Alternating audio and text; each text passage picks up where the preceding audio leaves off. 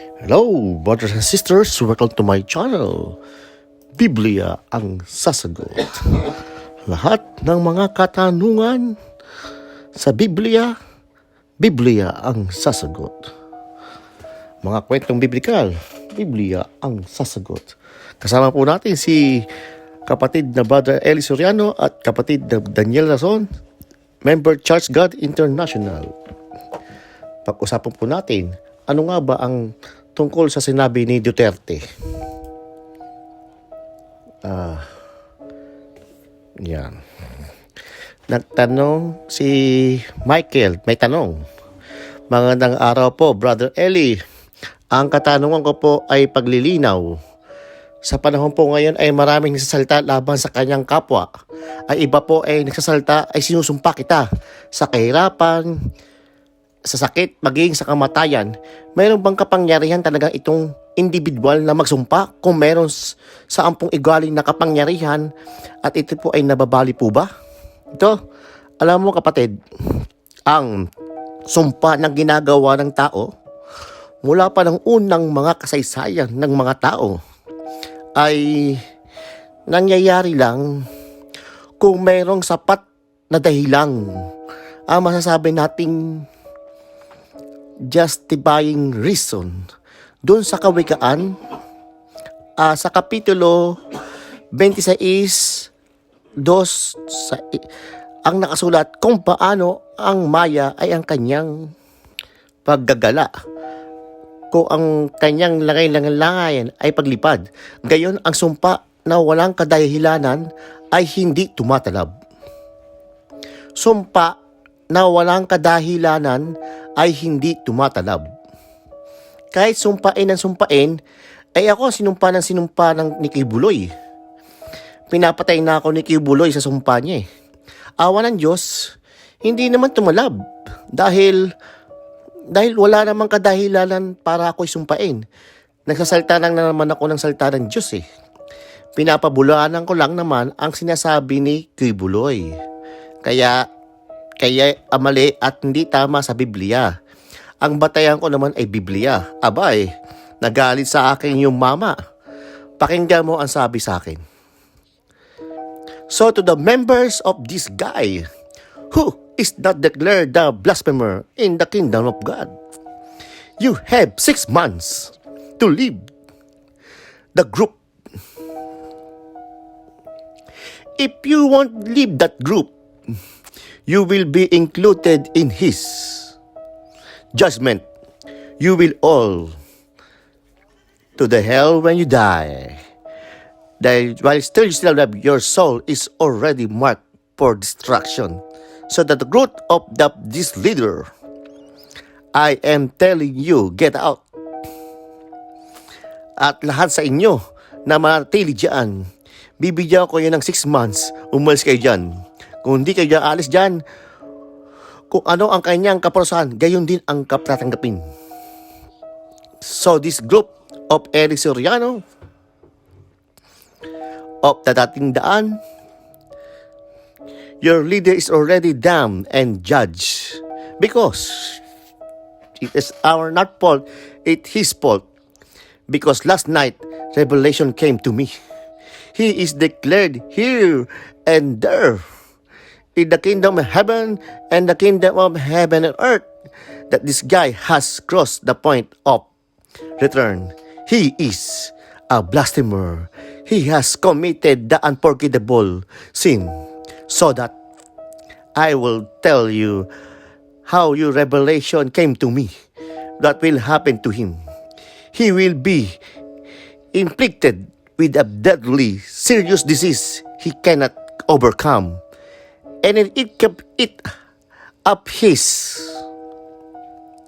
guts, what as of punishment of man who is hard-headed because of the sin of pride.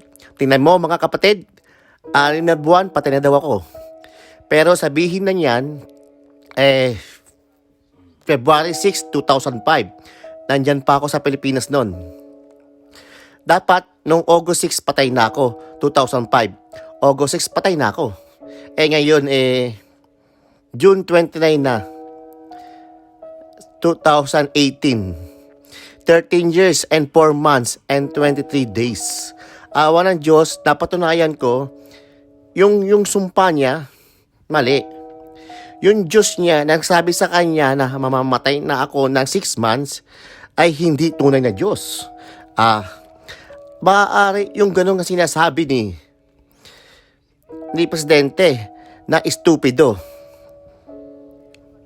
May mga Diyos na nilikha ng tao sa kanilang kaisipan. Hindi naman totoong Diyos na sinasabi niya sa ibang tao na yung ang tunay na Diyos. Mga estupido nga yun siguro mga ganong Diyos, no? Na nagsasabi ng kasinungalingan. Tama si Presidente Duterte ron.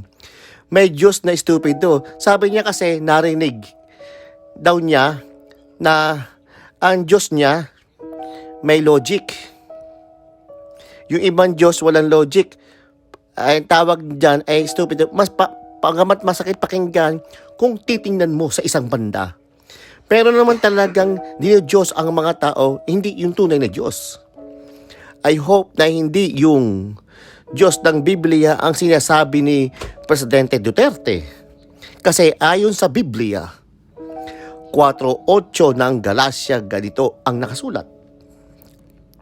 Gayunman ang panahon niyaon sa hindi ninyo pagkakilala sa Diyos, kayo'y nasa pagkaalipin ng sa katutubo ay hindi mga Diyos. Meron mga hindi talagang Diyos Meron kinikilala ng mga tao na sinasamba, inooperan ng serbisyo. Maganda, brother, kapatid na Michael, panoorin mo yung PK, yung isang pelikulang gawa sa India. Makikita mo ang complexity of human faith. Magandang pelikula yon. Dagaman isang parang fiction, parang ganun, maganda siyang panoodin. Meron kasing mga hindi tunay na Diyos. I hope na hindi ang sinasabi ni Presidente Duterte yung Diyos ng Biblia, kasi yung Diyos sa Biblia ay hindi stupido yun. Isang Diyos na walang kasing talino yun. Lahat ng logic nasa kanya. Siya ang pinanggagalingan ng lahat ng karunungang matuwid. At sa kanya ang karangalan at kapurihan. Balik ako doon sa sinasabi ko na mayroong mga tao, iba kasi ang Diyos nila. Kaya hindi sila nakakakilala ng aral at mayroong mga nagkamali, sinusumpa na nila at gusto na nila sana parang mapahamak na. Iyon ay ugali ng mga hindi kumikilala sa Diyos. Kasi kung kumikilala ka sa Diyos ng Biblia, hindi mo susumpain ang iyong kapwa. Basahin natin ang unang Pedro 3:9. Na huwag niyong gantihin ng masama ang masama, o ang alipusta ang pag-alipusta, kung hindi ng pagpapala, sapagkat dahil dito ay kayo itinawag upang kayo'y magmana ng pagpapala. Basahin natin sa English, kapatid na Daniel. Not rendering evil for evil, or railing for railing, but or contrariwise blessing, knowing that are there unto called that should inherit a blessing. Alam mo, yung sumpa, ano yun is just opposite of the blessing. At yung pagsumpa sa panahon ni Kristo, kawal yun Not rendering evil or evil, or railing, but contrariwise blessings, knowing that we are there, that you should inherit a blessing. Imbes na tayo ay magsumpa, dapat mag-bless ka. Ba ibig sabihin mong sumpain na sinusumpa kita, sabihin mo na pagpalaing ka nawa ng Panginoon. Mas maganda pa yon. Yun ang expression ng isang Kristiyano. At kapag ikaw ay kapag ikaw ay galit sa isang taong ginawang ka ng masama, huwag mong susumpain siya. Ipagpasa Diyos mo, gaya ng ginagawa ni Arkanghel Miguel nung nakikipagdiskusyon sa Diablo. Basahin natin ang 1:9 ng Judas. Dadapwat ang Arkanghel Miguel na nakipaglaban sa Diablo na nakikipagtalo tungkol sa katawan ni Moises. Kaya hindi nangahas gumamit laban sa kanya ng isang hatol na may pag-alipusta, kung hindi sinabi, sawayin ka nawa ng Panginoon. Kita mo, si Arkanghel Miguel, Arkanghel yun, no? Mataas na posisyon ang Arkanghel o Anghel. Ang kadiskusyon niya, yung demonyo, yung Diablo. Hindi gumamit laban sa Diablo ng isang hatol na may pag-alipusta. Yung pag-alipusta sa Biblia, almost synonymous yun sa pagsumpa. Ang sabi, hindi gumamit si Anghel kung hindi ng hatol na may pag-alipusta doon sa Diablo. Kung hindi ang sabi ni Arkanghel Miguel, nasawayin ka nawa ng Panginoon. Tingnan mo, yung masamang-masama ng itong Diablo, hindi nagsalta si Arkanghel Miguel ng sumpa. Kung hindi, bahala na ang Diyos sa iyo, sawayin ka nawa ng Panginoon. Yun ang ating pwedeng masabi. Kapag halimbawa, sinusumpa tayo, sawayin ka nawa ng Panginoon. At huwag tayo mag-alala kasi, kahit sumpain ng mundo, magbasa ka ng internet Ako ang pinakamasamang tao sa mundo, hanggang Russia. No? Kasi ikinalat ng mga iglesia ni Manalo ang maraming kakasiraan laban sa akin, gaya ng ginawa nila kay Minorca, yung ministro nila nag-refugee sa Canada because of religious persecution, but they don't Minorca, they are doing what they do me, they are doing the Minorca. Yun ang sabi ng Minorca sa interview niya sa media. No, ganyan ang ugali ni Iglesia ni Manalo. Kung ano-anong masamang iniimbento laban sa iyo, galing hanggang Russia, mababasa mo sa internet, hagay saan lugar. Ang mga tao ay galit sa akin, hindi sila sinasabing laban. Meron pa kami minumura ako sa online. Merong ina mo Sabi ko, talagang ganon kasi si Kristo. Iyan sinasabihan pa na may demonyo. Pero, ang dapat nating iganti, bahala na ang Diyos sa inyo.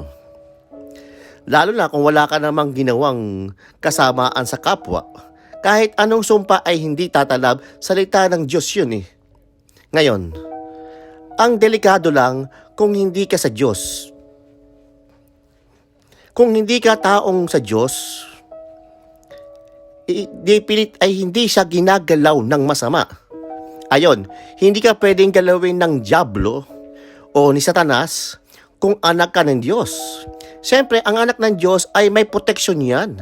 Anak ng presidente, may proteksyon Anak pa ng Diyos ang wala. Kaya, yung proteksyon na yun, yun ay pwede kang lagyan ng parang bulletproof na sumpa, no? Napapakikialam ng mga ang totoo, nandun ako sa Libertad sa Pasay.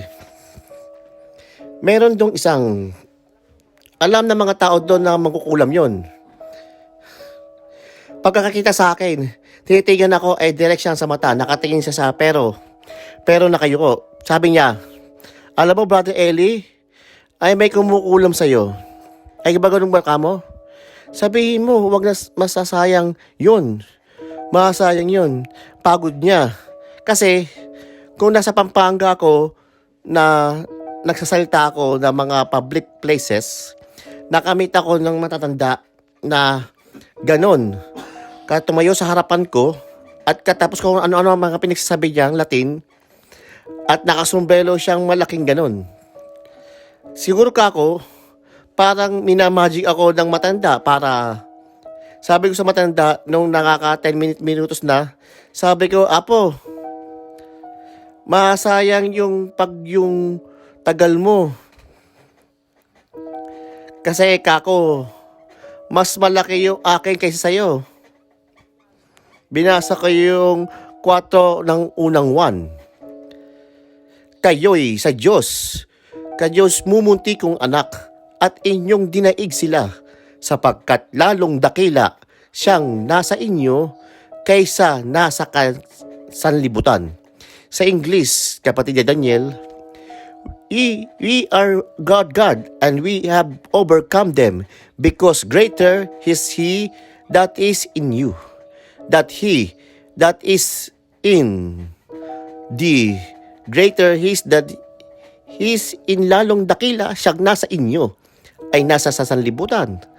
Ang nasa sanlibutan, yung kanilang Diyos, si Satanas. Nasa 4 ng 4 ikalawang Korinto, tinatawag sila Satanas ng Diyos ng sanlibutan ito. Mas dakila yung Diyos ng Kristiyano Kaya, hindi tatalab sa iyo yun. Huwag kang mag-alala. Pero talagang mayroong mga ganun taong sinusumpa na tao, gusto yung kapwa ay magkasaktan, gusto niya kapwa niya ay magdusa. Hindi naman tatalab yun kung ikaw ay sa Diyos. At kung wala naman dahilan, hindi tatalab yun. Pero, kahit walang dahilan, pwede ka magperwisyo, hindi ka sa Diyos. Yung mga taong ayaw kumilala sa Diyos, kumbaga sa isda, na sa dagat, walang may-ari. No? Kahit sino pwedeng umuli. Kahit doon sa may